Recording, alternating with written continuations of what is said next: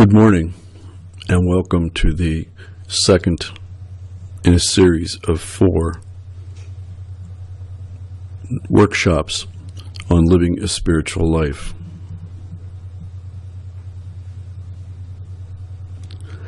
I'd like you for a moment just to relax and to listen to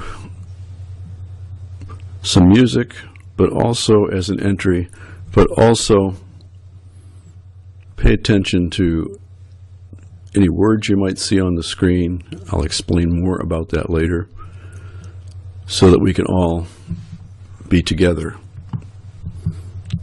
in this session.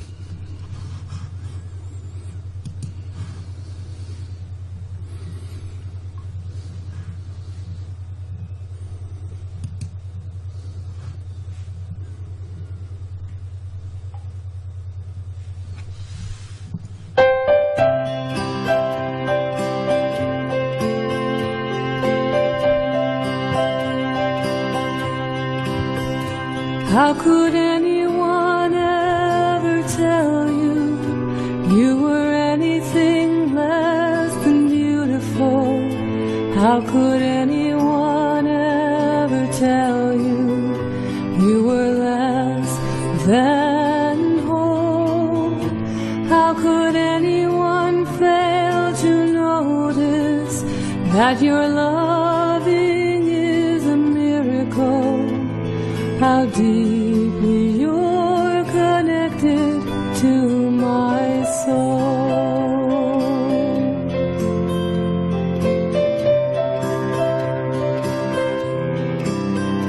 How could anyone ever tell you you were anything less than beautiful? How could anyone ever tell you you were less than whole? How could anyone fail to notice that your loving is a miracle? How deeply you're connected to my soul.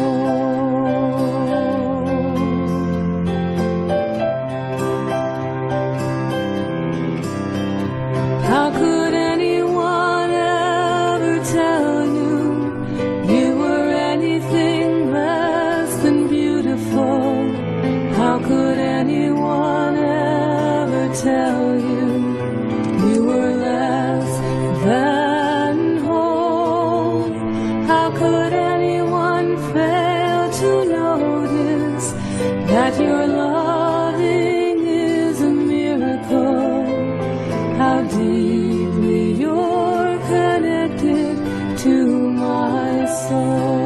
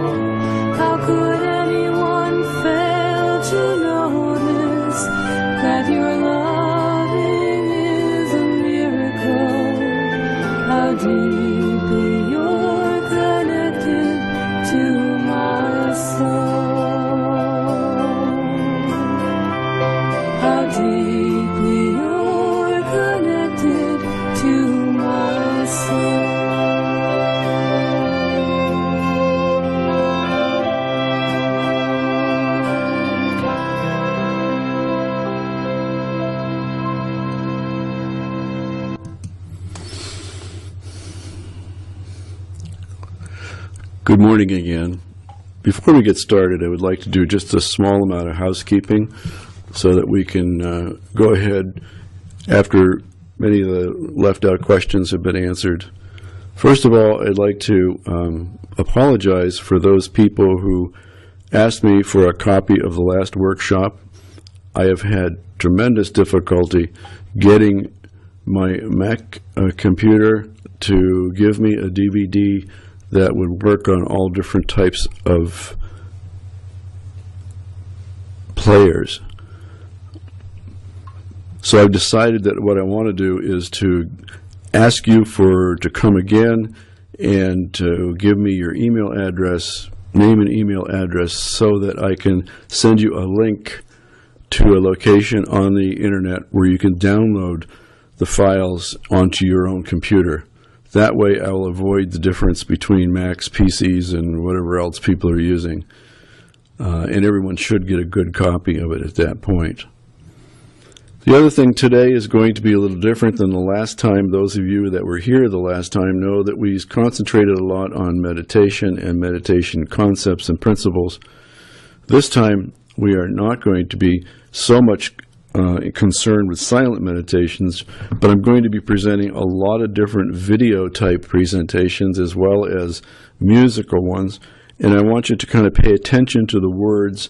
Some of the words will have subtitles, so those of you who have a little trouble hearing can read, and some don't, but most of the time you can hear what they're saying, and I want to make sure that you pay attention to the words because that's the purpose of those songs. So we'll be doing visual meditations today as opposed to the silent meditations we did last time.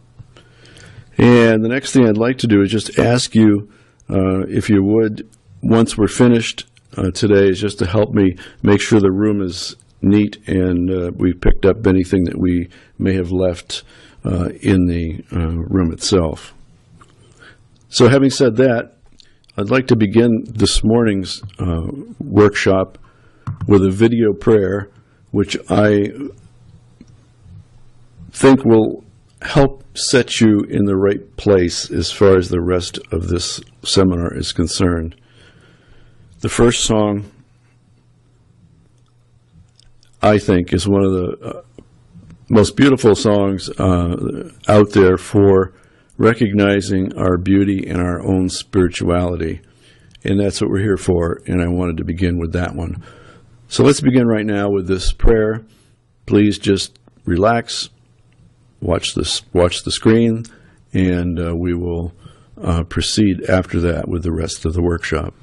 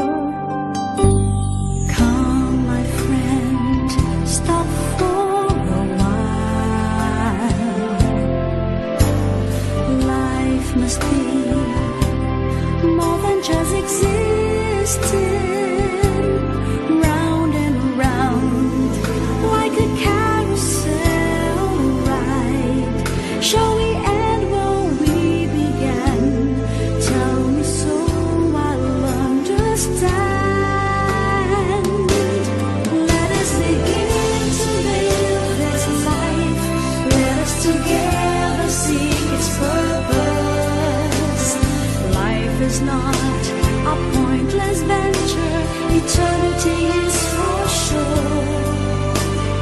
Open up and receive this truth in your heart. The God was smiling at your birth and has a purpose for your life.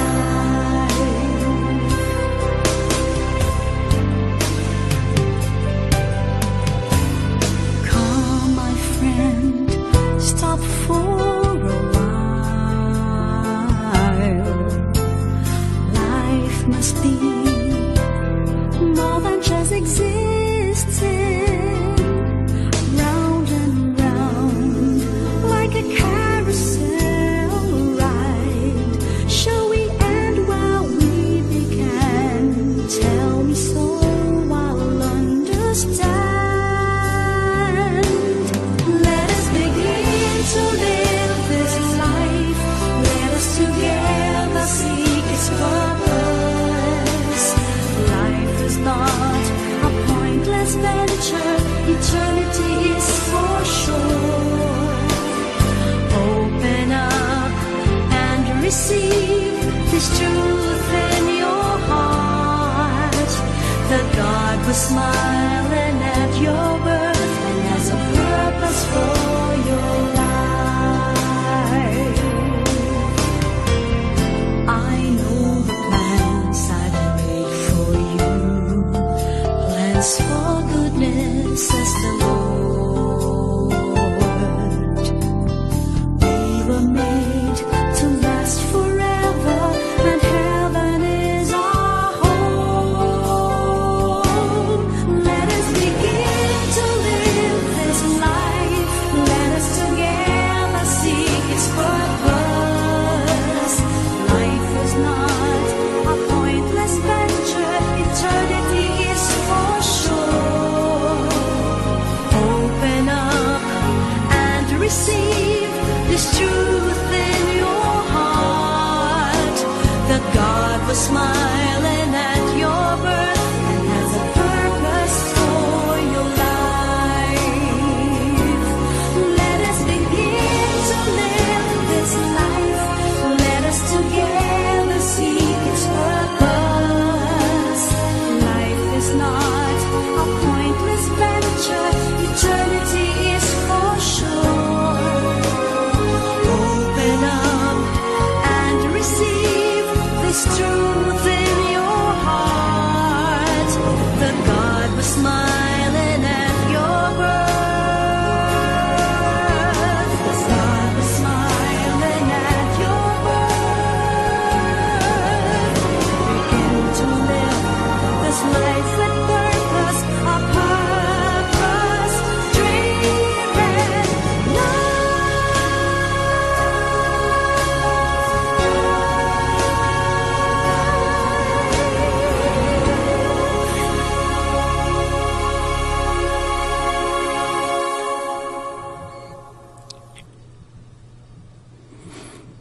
It's important for every one of us to understand the point of this song, and that is that life is not a pointless venture, and that God was present at our birth because God is everywhere at one time. Also, it's important for you to open up and to receive truth, and this truth is what we're after today, is to help you understand how to open up and how to live a good spiritual life, and also to begin your life with purpose. We all need to have a purpose in order for our life to be fulfilled. So it's important to connect those two together, and we will do that as we go along today. Our first journey is to talk about what steps do we need to take towards living a spiritual life. Many people have many ways of expressing this, but for me, I have 4 different ways of doing that.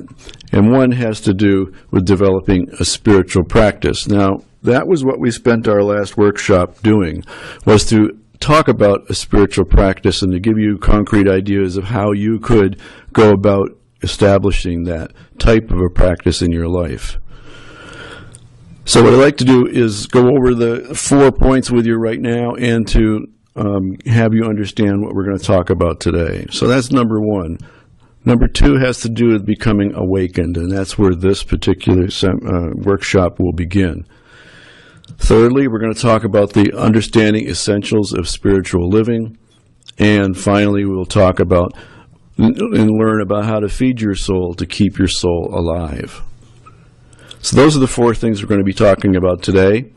First thing I'd like to do is give you, those of you who were here, a quick review, and I mean a quick review of workshop number 1, so you can understand what we meant by developing a spiritual practice in your life.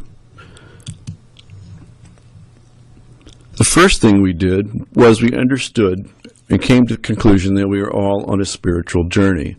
And those of you who remember this picture in particular will understand that there is a pathway in our lives called our lifeline, which is what we're doing each day as we go about our lives. We can either take a turn and keep on continuing forward in our lives, or we can stop where we are and sit on the bench that you see there and just enjoy the sun and the breeze going by for the rest of eternity. Or we could turn backwards and go into the shadows, which this shows on the left, and to no longer seek to move forward. But we are all on a spiritual journey, and each of our spiritual journeys are different than the others. So if someone is not on the same journey you are, it doesn't mean they're lost or they don't know what they're doing. It means that they're on their own particular spiritual journey or spiritual path. And there are many different types of religions, many different types of spirituality that can accommodate just about everyone. Next thing we talked about was taking time each day for reflection or meditation. Now, during that particular workshop, we spent a lot of time in developing a meditation technique, and those of you that were here, I hope, have been using some of that, or at least to help you in your personal day's study. But it's important for us to know that we want to move forward along this journey in order for us to succeed, to have a fulfilled spiritual life.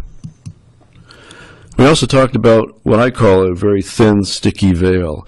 And this is exemplified by a little cartoon I showed of Mickey Mouse, where Mickey Mouse was trying to go and push himself through this mirror. Now, this was in a dream you see in the first slide where he was sleeping comfortably. His spirit then rose and came across the room, and he tried on the upper right to kind of touch the mirror, and he noticed his fingers kind of went through it. He then pushed his way through past that thin, sticky veil into the opposite side, or I consider from going from the physical world into the spiritual world. Very thin, sticky veil. It's important to kind of keep that concept because it makes it easier to understand the proximity of the soul space to the rest of your life. We also talked about what the soul space is and what the soul space is not, so that everyone understands together what that space is. We also had a lot of discussion or talk about the soul space itself, how it was undescribable, and it really was something that was non-physical, and that it was something you had to sense or you had to feel in order to know you were there. And a lot of people during the meditations told me that they did experience that feeling of calm and comfort which you get when you're in that soul space itself. And then finally we had a soul space experience.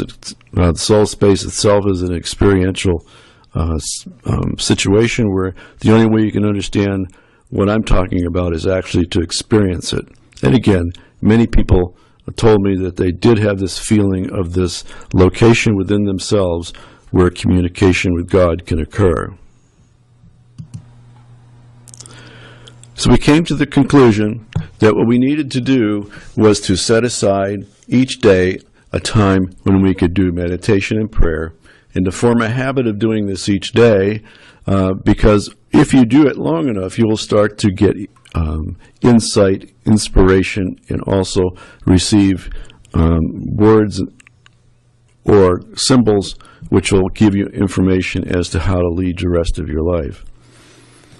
So what I'd like you to do is to just sit back again and listen carefully to the words that you'll hear coming out of this next section.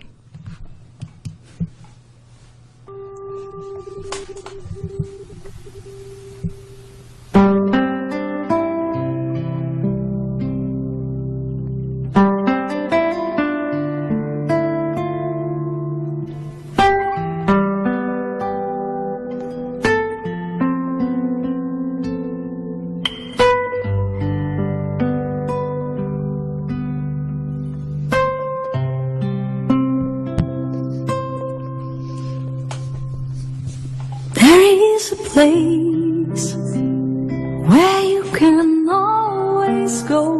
Come with me.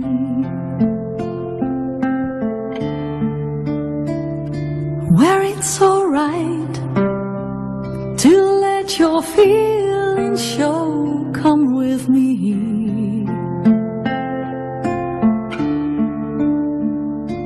What a pleasant journey, isn't very far. We can go together, stay right where you are. And now it's time to start. It's right here in your heart. There is a place where you can be yourself. Come with me. And it's a place where you can free yourself. Come with me. And you know it's waiting, not so far away. Need no reservations, we can go today.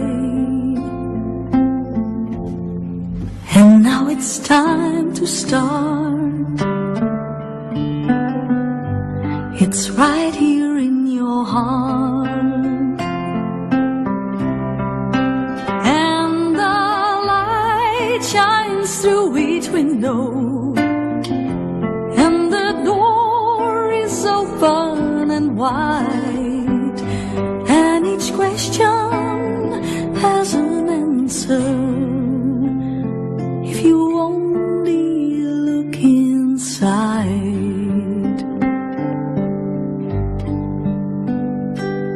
There is a place where every sorrow ends. Come with me.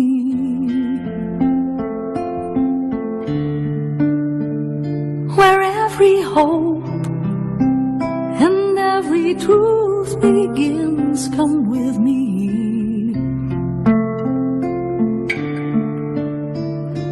What a pleasant journey, isn't very far. We can go together, stay right where you are. And now it's time to start. It's right here in your heart. And now it's time to start.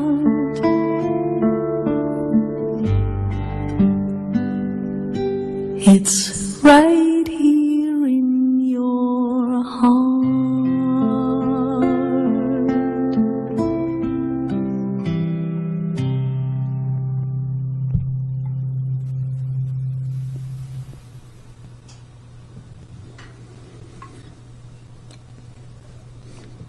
Aren't those pictures beautiful? They're from Whistler Mountain in British Columbia, where my son Dan lives.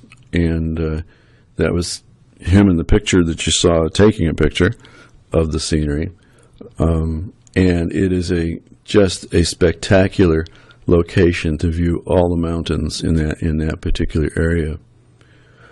But the song itself tells us something very special, and that is that there's a place we can go at any time, at any moment, and that's located within our hearts. It's within our souls. It's where our soul resides. It's a location that you have to experience in order to understand. And to do that, you need to have someone who can help you identify that space once you find it. In other words, if you know you've located what you consider to be that space, then you need someone who has experienced that in order to help you understand what that space is. But that takes time. It takes experience, and it takes the journey that you all hopefully have begun and will continue. The biggest thing I told people during that particular seminar was to remember the feeling, how important it is to remember that feeling of where that centering location is within your soul and within you, so that you can go there at any time, at any moment, and experience the calm and the peace and the quiet that that particular space gives you. So always remember, it's the feeling that matters, because nothing and no one changes without feeling. It's an emotional response. I'd like to read a poem to kind of open up today's workshop. And it's a poem by someone named Jamia Van Zandt. And it's called One Day My Soul Just Opened Up. She starts, "One day my soul just opened up, and things started happening. Things I can't quite explain. I mean, I cried, and cried like never before. I cried tears of 10,000 mothers. I couldn't even feel anything, because I cried till I was numb. One day my soul just opened up. I felt this overwhelming pride. Was I proud of? Only God knows. Like the pride of 100,000 fathers basking in the glory of their newborn sons. I was grinning from ear to ear. One day my soul just opened up. I started laughing, and I laughed for what seemed like forever. Wasn't nothing particular funny going on, but I laughed anyhow. I laughed the joy of 1,000,000 children playing in the mud. I laughed till my sides ached. Oh God, it felt so good. One day my soul just opened up.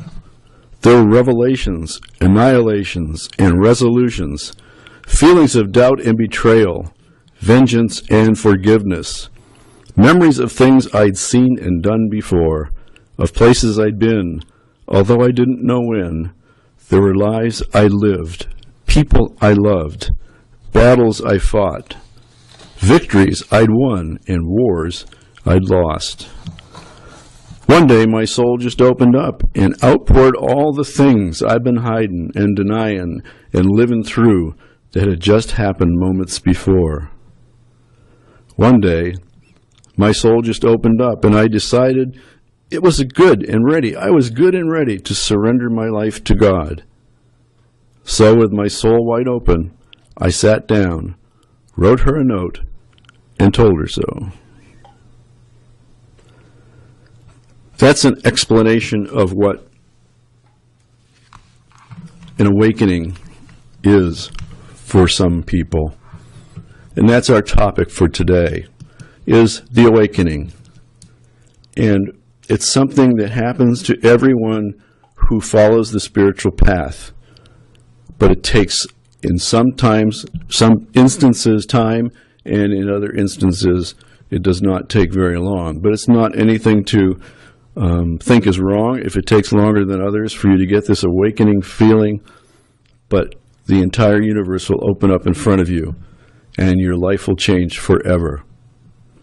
So what does this awakening mean? Well, if we looked in the dictionary, we'd say that there's a couple of definitions that come through. One is wakefulness, or the state of being conscious. And the second is an act of any moment of becoming suddenly aware of something.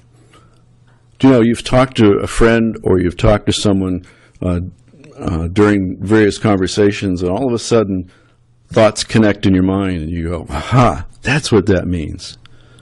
That's sort of what an awakening is like. It's like all of a sudden all the questions you ever had just either don't matter or are answered in front of you.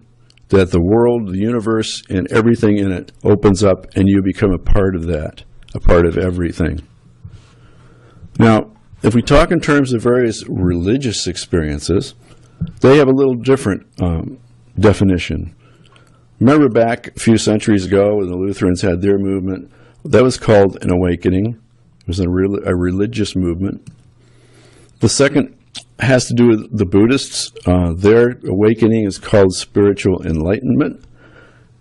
which is the same idea as we're talking about, where all of a sudden the universe opens up in front of them and they know answers to questions they never knew before.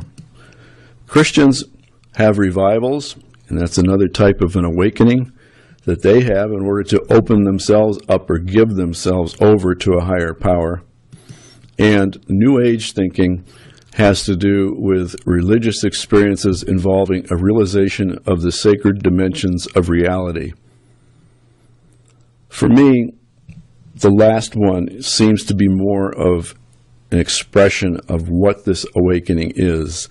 In other words, you have an experience that all of a sudden makes you realize that there is a sacredness in life, and there's a dimension that we can't see in our everyday, which also is a spiritual dimension, which is located extremely close to us and separated by what I call this very thin, sticky veil. Watch this movie for a moment. Again, sit back, relax, and enjoy the words.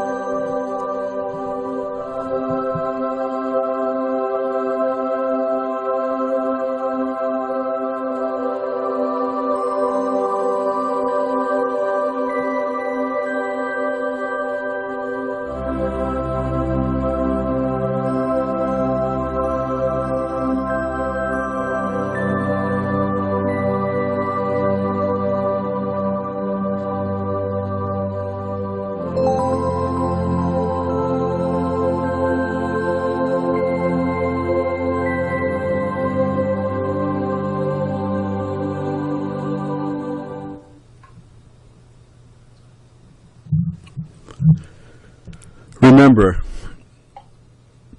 that your purpose is to awaken. So many people get confused by what their purpose in life is. Some people will say, my purpose is to be a good father, a good mother, a good uncle, a good cousin, a good boss, a good this, a good of that. Those are all roles we play in life. They're not our life's purpose. There's a difference. And our life's purpose is simply to awaken, to be present, focused, and to find our inner truth. It's that simple.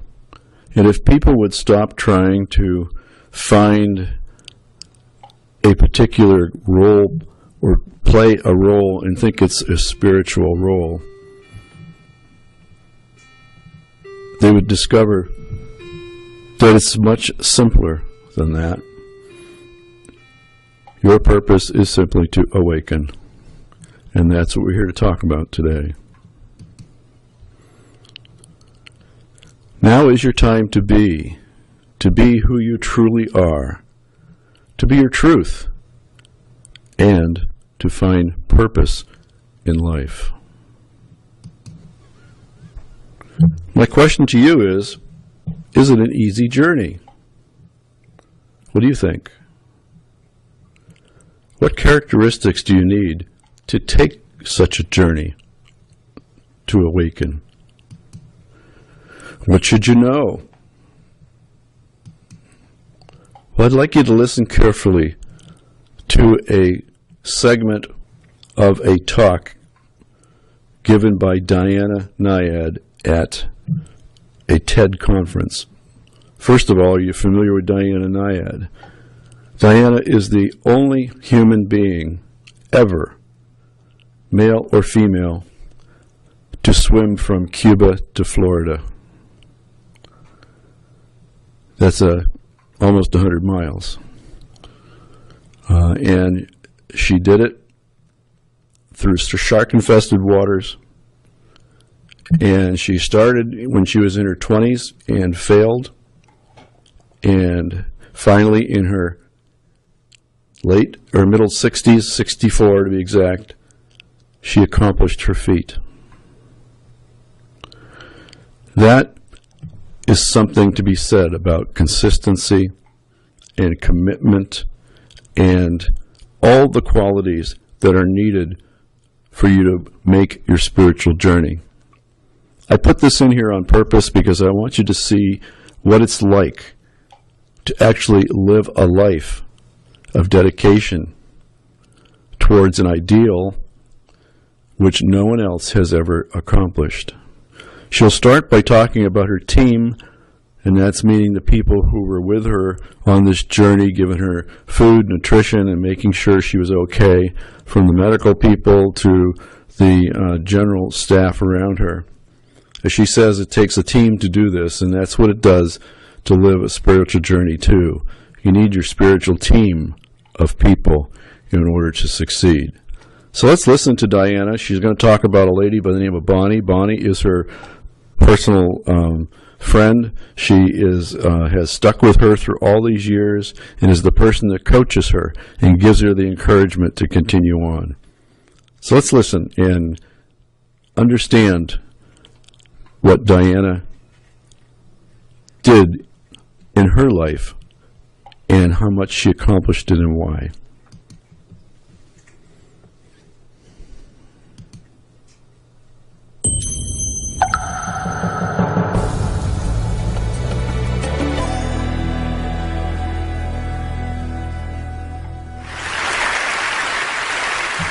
And the team is expert, and the team is courageous, and brimming with innovation and scientific discovery, as is true with any major expedition on the planet. And we've been on a journey. And you know, the debate has raged, hasn't it, since the Greeks, of isn't it what it's all about? Isn't life about the journey, not really the destination? And here we've been on this journey, and the truth is it's been thrilling. We haven't reached that other shore, and still, our sense of pride and commitment, unwavering commitment. When I turned 60, the dream was still alive from having tried this in my 20s and dreamed it and imagined it.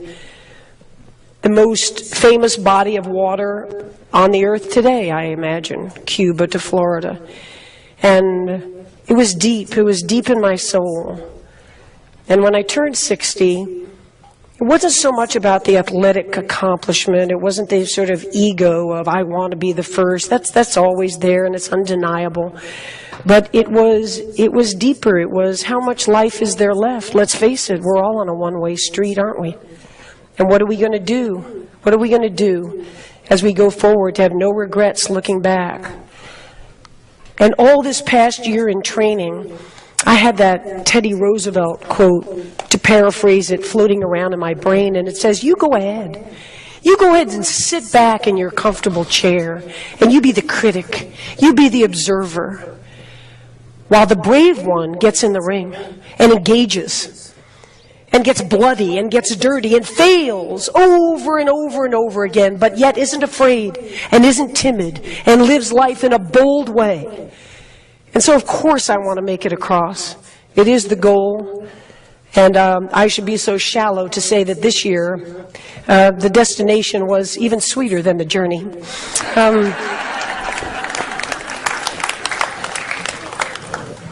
But the journey itself was worthwhile taking.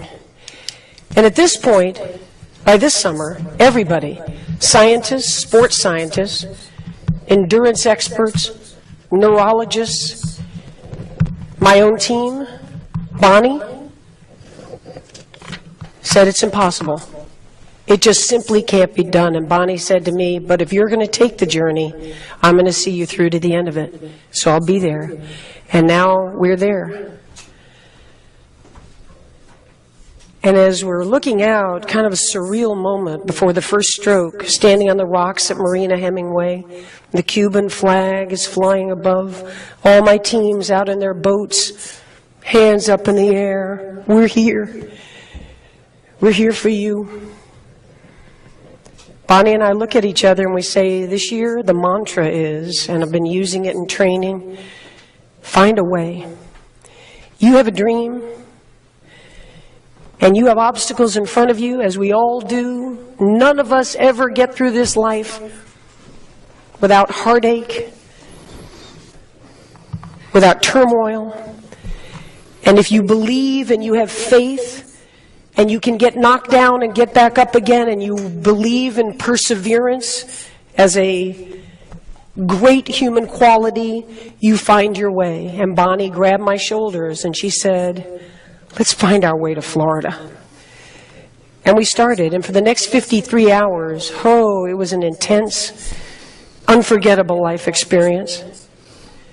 The highs were high, the awe. I'm not a religious person, but I tell you, to be in the azure blue of the Gulf Stream, as if as you're breathing, you're looking down miles and miles and miles, to feel the majesty of this blue planet we live on. It's awe-inspiring.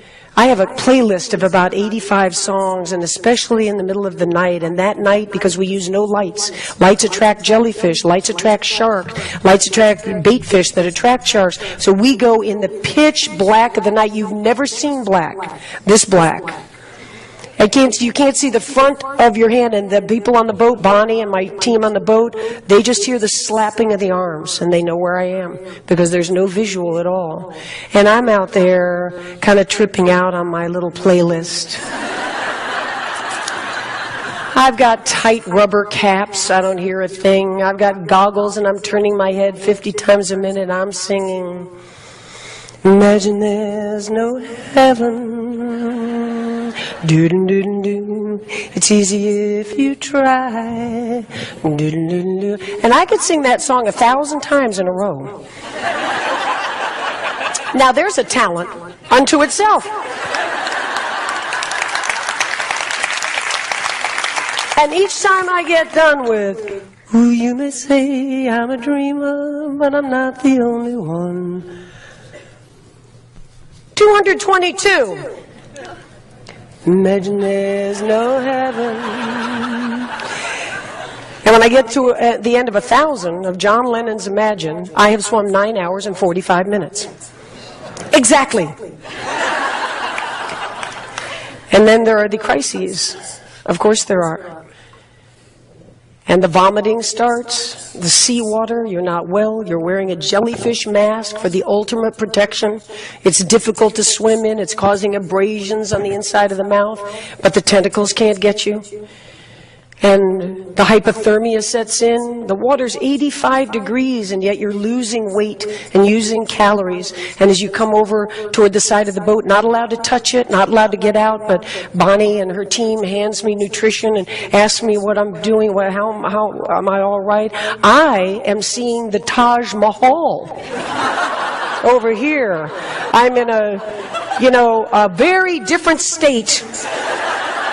And I'm thinking, wow, I never thought I'd be running into the Taj Mahal out here. It's good, gorgeous. I mean, how long did it take them to build that? It's just so,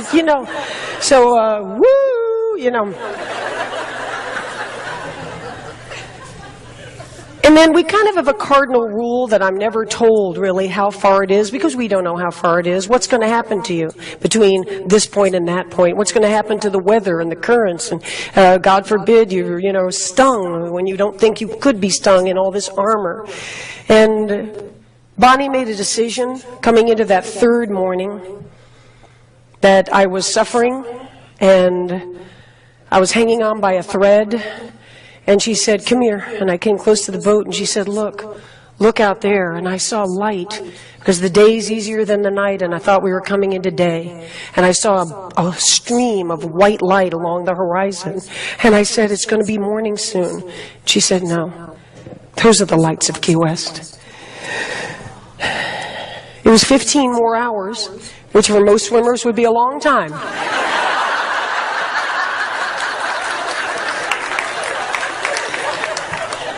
You have no idea how many 15-hour training swims I had done. So here we go, and I somehow, without a decision, went into no counting of strokes and no singing and no quoting Stephen Hawking and the, parameters of the universe. I just went into thinking about this dream and why and how. And as I said, when I turned 60, it wasn't about that concrete, can you do it? That's the everyday machinations. That's the discipline, and it's the preparation, and there's a pride in that. But I decided to think as I went along about, the phrase usually is reaching for the stars, and in my case, it's reaching for the horizon. And when you reach for the horizon, as I've proven, you may not get there, but what a tremendous build of character and spirit that you lay down. What a foundation you lay down in reaching for those horizons. And now the shore is coming. And there's just a little part of me that's sad. The epic journey is going to be over. So many people come up to me now and say, what's next? We love that. That little tracker that was on the computer, when are you going to do the next one? We just can't wait to follow the next one. Well, they were just there for 53 hours. And I was there for years. And so there won't be another epic journey in the ocean, but the point is, and the point was, that every day of our lives is epic. And I'll tell you, when I walked up onto that beach, staggered up onto that beach, and I had, so many times in a very puffed up ego way, rehearsed what I would say on the beach. When Bonnie thought that the back of my throat was swelling up, and she brought the medical team over to our boat to say, that she's really beginning to have trouble breathing. Another 12, 24 hours in the salt water, the whole thing. And I just thought in my hallucinatory moment that I heard the word tracheotomy. And Bonnie said to the doctor, I'm not worried about her not breathing. If she can't talk when she gets to the shore, she's going to be pissed off.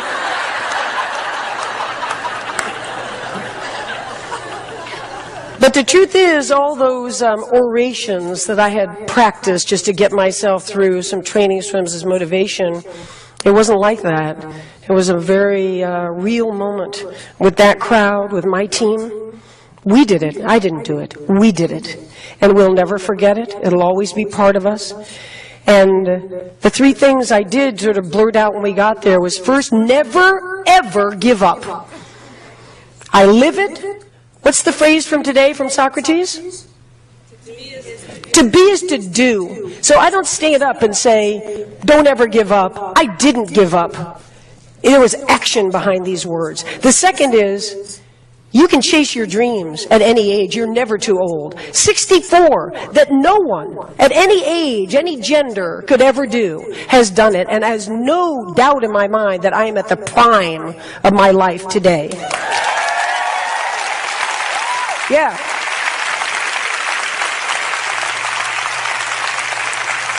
Thank you. And the third thing I said on that beach was, it looks like the most solitary endeavor in the world, and in many ways, of course, it is. And in other ways, and the most important ways, it's a team. And if you think I'm a badass, you want to meet Bonnie. Bonnie, where are you? Where are you? There's Bonnie Stoll, my buddy. The Henry David Thoreau quote goes, when you achieve your dreams, it's not so much what you get as who you have become in achieving them. And yeah, I stand before you now. In the 3 months since that swim ended, I've sat down with Oprah, and I've been in President Obama's Oval Office. I've been invited to speak in front of esteemed groups such as yourselves. I've signed a wonderful major book contract. All of that's great, and I don't denigrate it. I'm proud of it all, but the truth is, I'm walking around tall because I am that bold, fearless person. And I will be every day until it's time for these days to be done. Thank you very much, and enjoy the conference. Thank you. Thank you. Thank you. Thank you. Thank you. Thank you. Thank you. Thank you. Find a way.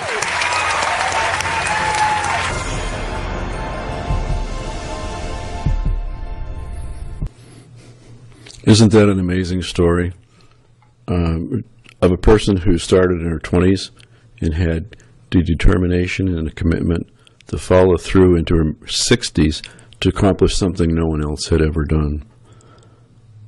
But the object of that short movie was for you to understand there are obstacles in life, like there was for her on her journey. And those obstacles need to be overcome. And as she said, find a way around those obstacles. You don't have to go through them. You can go around them and accomplish the same goals. So the question I have for you is, are you ready to awaken? And I ask you that question not in a way to instigate you or make you feel uncomfortable, but it's something you need to really think about.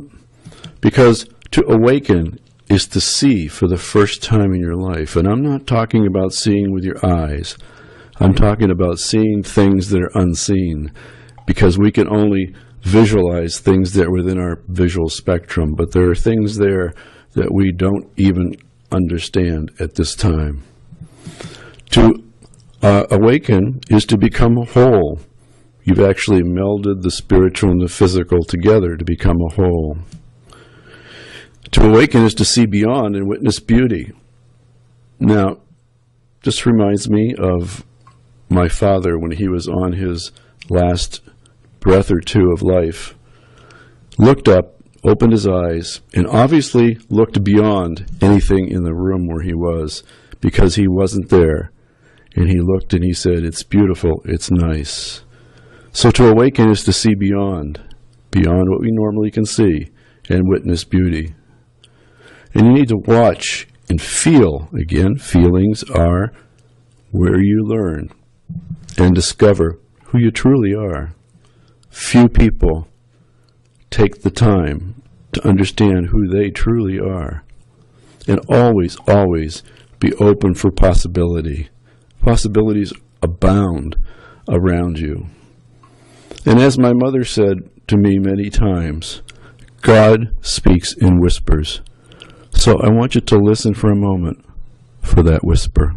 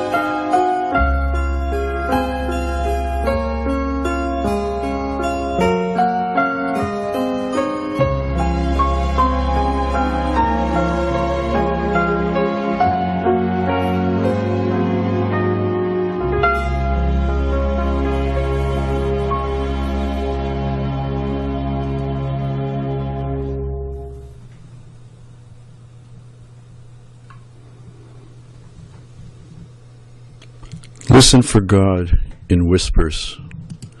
Listen for God in those small, quiet moments while you are quietly meditating, praying, or contemplating where you are in life. So to help you, I put together 10 signs of awakening from various sources. These are not by any means something you need to accomplish all 10 of them. They're just clues as to whether or not you're on the path or whether you are going in the proper direction.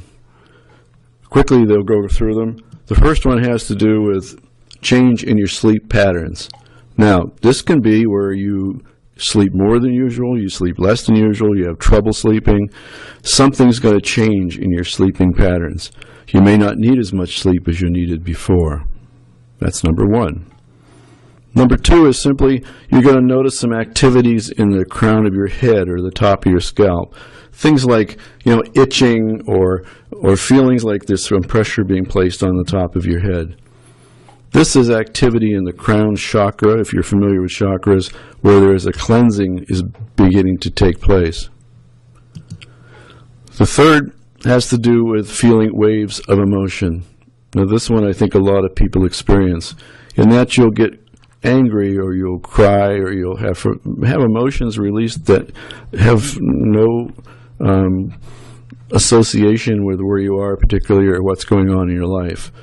And you will notice that you will have these waves of emotion will come over you and will continue to bother you and wonder what's going on. Well, that is the cleansing of your heart chakra, which means you're opening up to the heart spiritual portion of your life. Number 4 has to do with old issues keep coming back, and at times you may even feel lost. Now, this is not unusual. This is something you just need to understand can happen, and you need to just accept it as a release of more cleansing of your system and of your body, to accept the spiritual nature of your being. Number 5 is you'll notice some body changes. Some people will have increase in weight. Some people will lose some weight. It's an individual thing, but if you notice that all of a sudden, be aware of that and realize that that's just one of those signals that's going on, that you're changing. Number 6, increased sensitivity in your senses. It's important to know that all of a sudden things may happen to you, like you may actually hear voices or your name being called out from somewhere. You might see flashes of light or shadows or light movements, or even some people talk about seeing auras around objects. This is just another signal that your body is accepting more sensitive vibrations, if you want to put it that way, or sensations, and you are now becoming more attuned to the spiritual. Number 7, you see the world in a new and different way, in a new understanding. You become more compassionate, and you become more loving to all things, and you experience what is truly the old quote, go with the flow. In other words, you'll feel like you're just jumped in the river and you're following the current. You're not fighting against the current at all. Number 8 is a hard one, and that is trust. Trust is important because you have to trust that everything in your life is as it should be. There's no strange going on, that if things appear to be not what you want, that necessarily doesn't mean it's bad. It means that perhaps what you want is not what God wants, and that may signal to you a change in your direction. The other one, 9, is just to do things. Do it. In other words, if you start noticing something that you want to clear up in your life, like an old habit that you have, or some restriction that you have in your life, just remove them. Do it. Don't think about how you can do it. There's obstacles in your way. As Diana says, just find a way, get around them, and leave those old habits behind. And number 10 is simply synchronicity increases. Some people will see events or people or pictures, meetings, all kinds of different things will happen that will cause energy to flow in your direction. An example of that is, before I started this, working on this particular workshop, books fell out in front of me that I needed in order to complete some of what I'm saying today. But it's important for you to know that. One of the other important things to know is you can look at these 10 different things and you can say, well, what am I going to do with them? How do I do that in my life? And what I'd like to do is have you just think a little bit about how you can apply these things in your life, and I want you to kind of watch and listen to this short little video which explains some of that to you.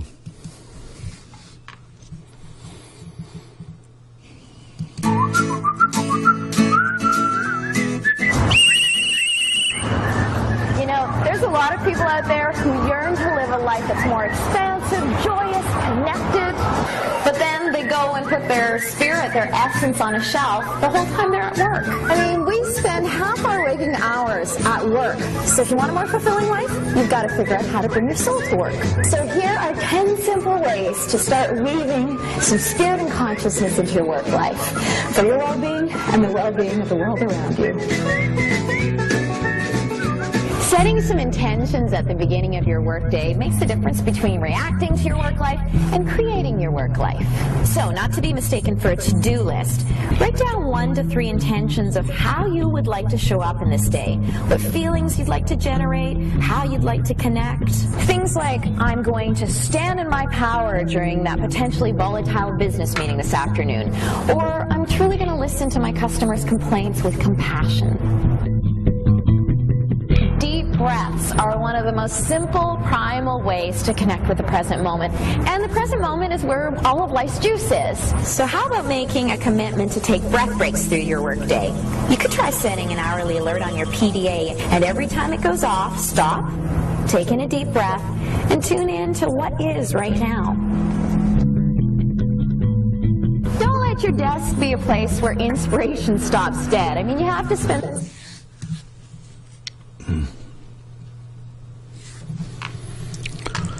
My question is, can anyone become awakened? Now that you've listened to ways to accomplish it, and we've gone through 10 different signs, do you think anyone or everyone can be awakened? My answer to that is this. If the answer is yes, then why are so many people asleep? Anybody got an answer for that? The answer lies in their commitment, or the process, or the quest. In other words, as Diane and I had said, it takes commitment and determination over years in order to complete whatever the quest is that you're on. So I'd like to have you listen carefully to a song that's very famous. It's a song that everybody will recognize, but few people actually listen to the words, and I want you to listen to the words very closely.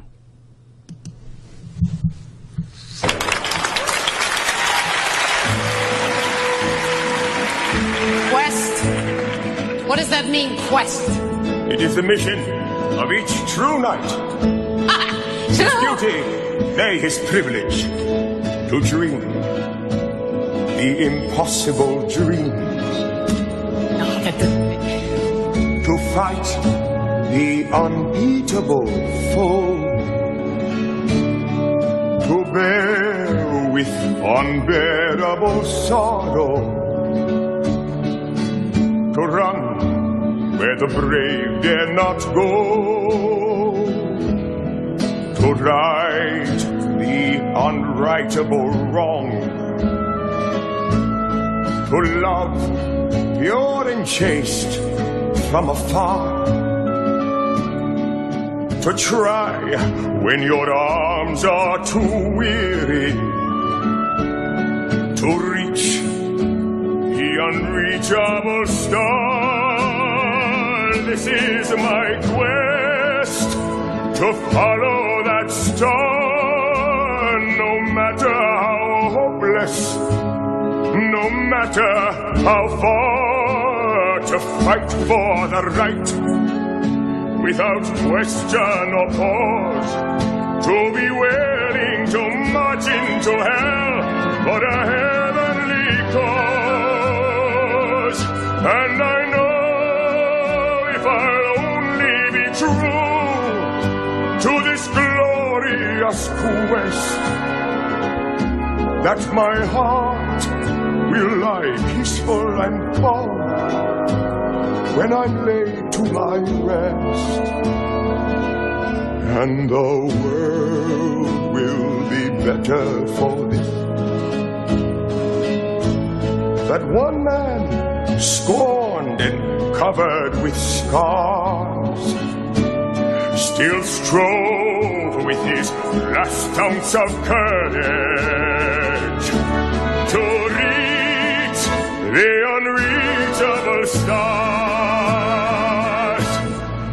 This is my quest, to follow that star, no matter how hopeless, no matter how far, to fight for the right, without question or pause, to be willing to march into hell for a heavenly cause.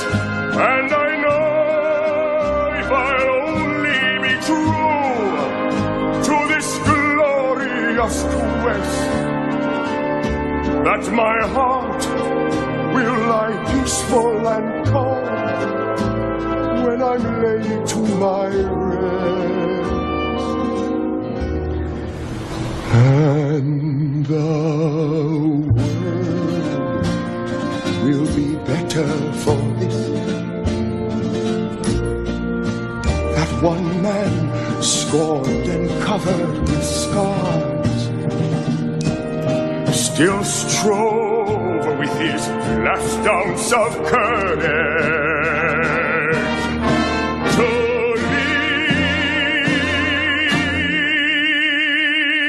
reach the unreachable star.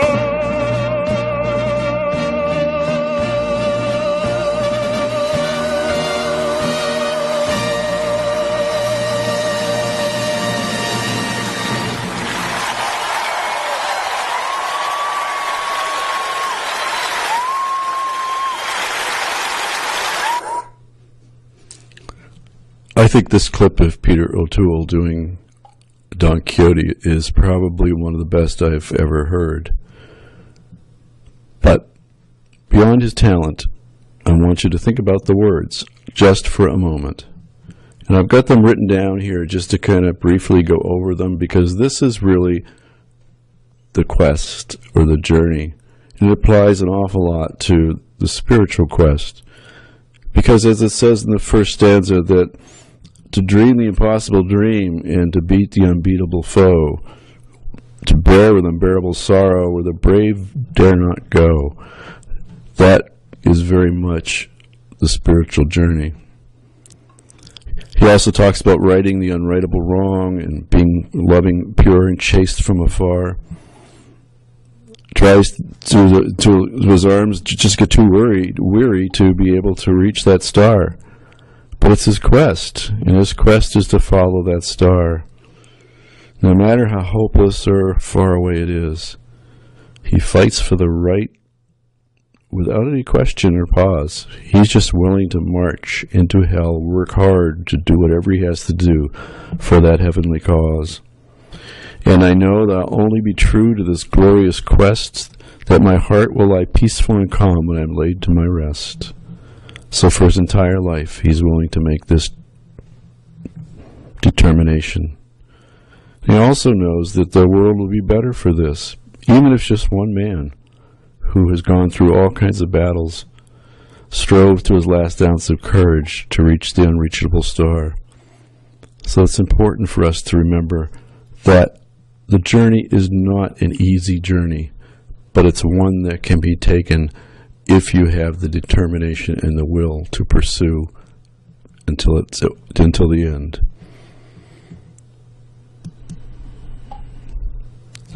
So let's change gears a little bit. I'd like to talk about, for a few minutes, about the understanding about the essentials of spiritual living.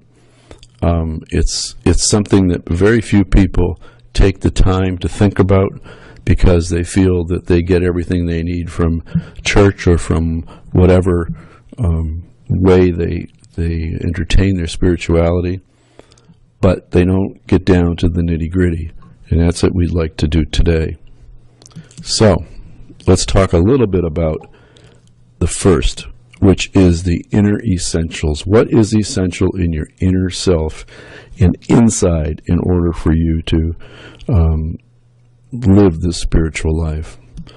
First thing is living in the present moment. Now you hear so much about this, particularly from various authors like Eckhart Tolle and others, but no one really defines what that means. And the present moment is something that God said in all literature, and that is, he said, I am.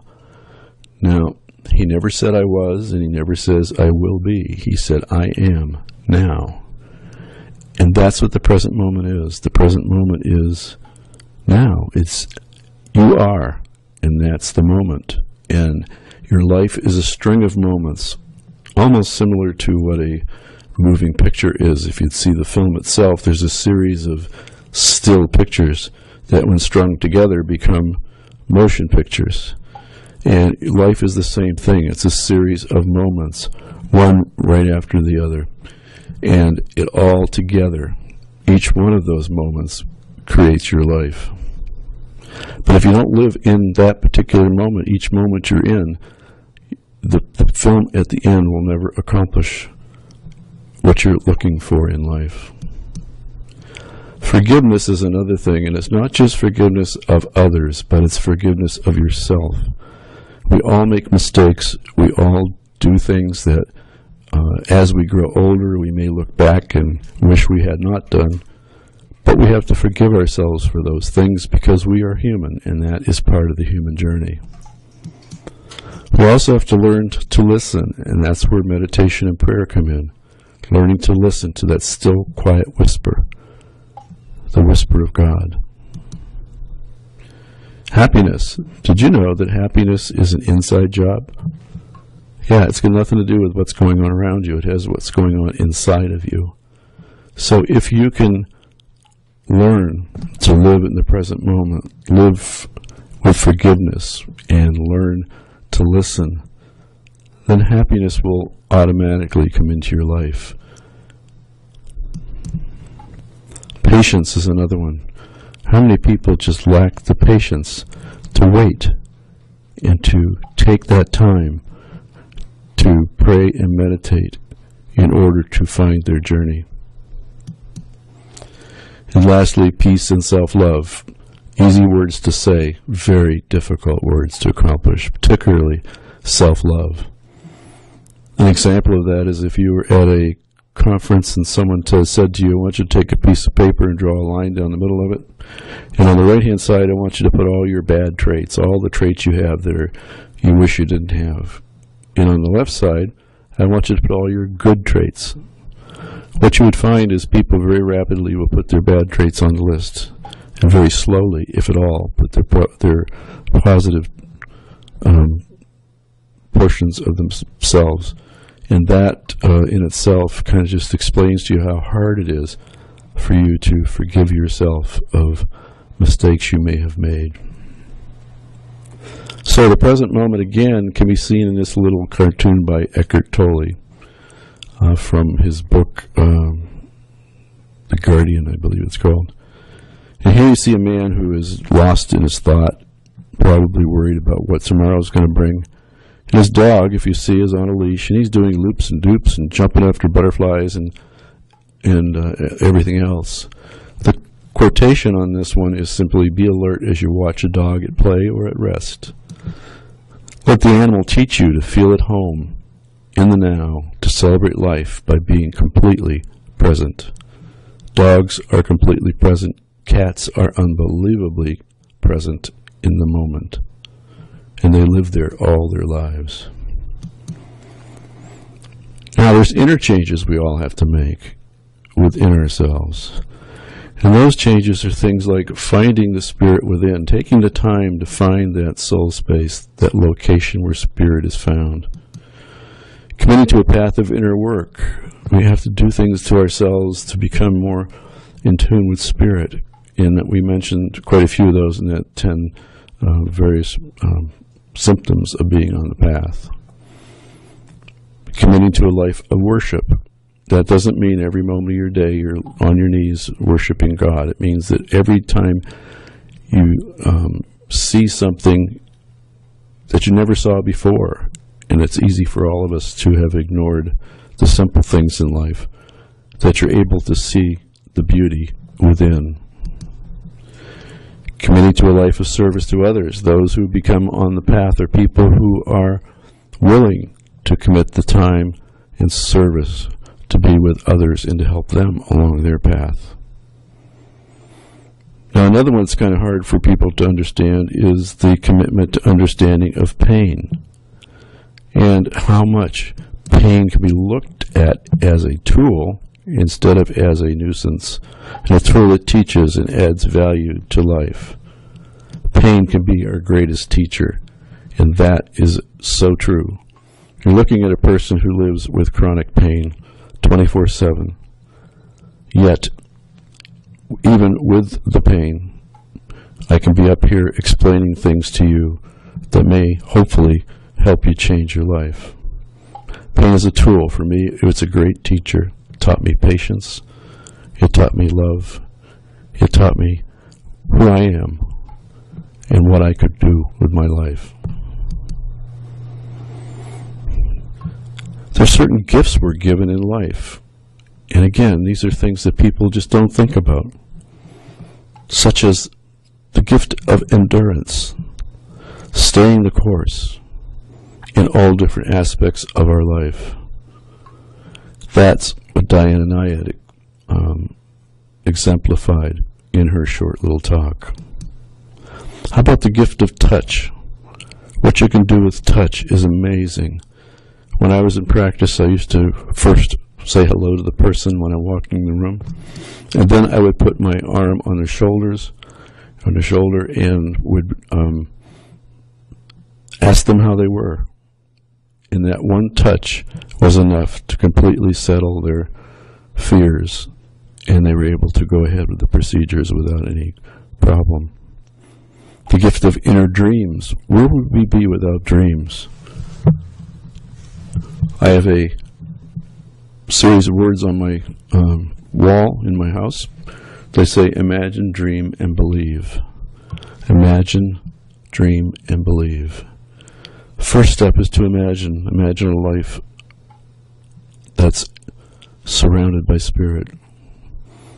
Then dreaming of what that would be like. And lastly, believing that that can happen. And that gives you the journey. The next is the gift of intention.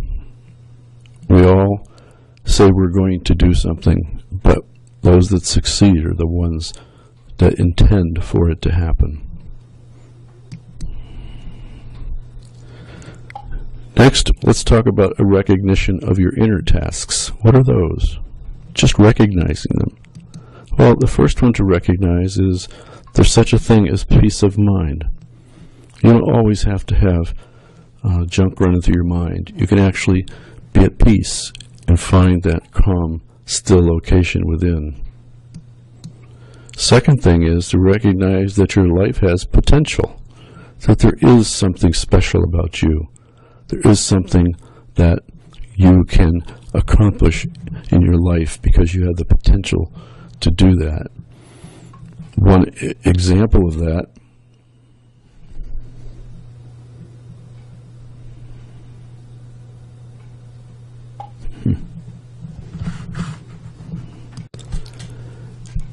can be found simply in the knowledge of your walking life and of the steadiness of your purpose. It's an example that helps you understand that you do have potential in your life, and that that potential can lead you towards the walk that you need along your journey. And also simply recognizing there's such a thing as consistency. When you say you're going to do something, you do it. Just that simple. And it's something that very few people bring into account when they're working on something. They don't realize that they can do it and serve their life potential. Next is global wisdom. What's that mean? Well, that means you can actually choose to hear your inner voice. You can choose, I want to hear, I want to know, I want to listen, and quietly you can get to know that. You can also